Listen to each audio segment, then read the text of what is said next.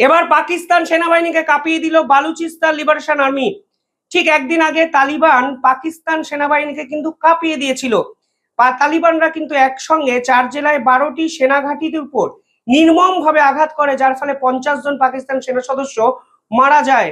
কিন্তু কালকে সাম্প্রতিক সময় আরো একটি ভয়ঙ্কর অ্যাটাকের সম্মুখীন হলো পাকিস্তান সেনাবাহিনী, যেখানে ডেরা ইসমাইলের পাইপলাইন সম্পূর্ণভাবে ধ্বংস করা হলো। এমনকি একটি গোটা শহরের কন্ট্রোল বালুচিস্তান লিবারেশন আর্মি কিন্তু নিয়ে নেয়।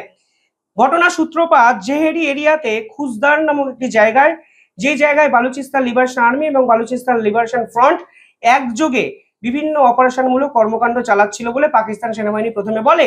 ফলে সেই পার্টিকুলার জায়গায় যখন অপারেশনে পাকিস্তান সেনাবাহিনী যায়, তখন বালুচিস্তান লিবারেশন আর্মি পাল্টা অ্যাটাক করে। যেই অ্যাটাক সামলানোর ক্ষমতা পাকিস্তানের এই সেনাবাহিনীর ছিল না। ঘটনাস্থলে 5 জন সেনাবাহিনীকে একদম খতম করে দেয় বালুচিস্তান লিবারেশন আর্মি। পাশাপাশি কালকে ডেরা ইসমাইল এবং বিভিন্ন জায়গায় পাকিস্তানের সেনাবাহিনীর উপর আক্রমণ চালায় বালুচিস্তান লিবারেশন আর্মি, যার ফলে পাকিস্তান সেনাবাহিনীর প্রায় 15 জন সদস্য কিন্তু খতম হয়ে যায়। অর্থাৎ শেষ দুদিনে দুটো ভয়ঙ্কর অ্যাটাক। উল্লেখযোগ্য বিষয়, দুটো আলাদা বিদ্রোহী গ্রুপ পাকিস্তান সেনাবাহিনীর উপরে করলো। প্রথম দিন তেহরিকি তালিবান, যারা একসঙ্গে 12টি সেনাঘাঁটিতে আক্রমণ করেছিল 4টি জেলায়।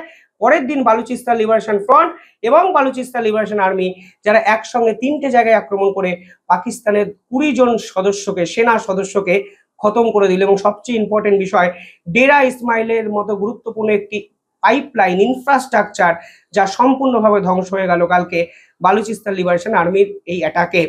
ভাবলে অবাক লাগে, এটা কথায় কথায় ভারতকে পরমাণু হামলার হুমকি দেয়, অথচ নিজের দেশের বিদ্রোহী গ্রুপগুলোকে সামলাতেই এদের অবস্থা ততই বছর। হাসিও পায়, কিছু করারও নেই, খবরও আপনাদের সামনে নিয়ে আসতে হয়।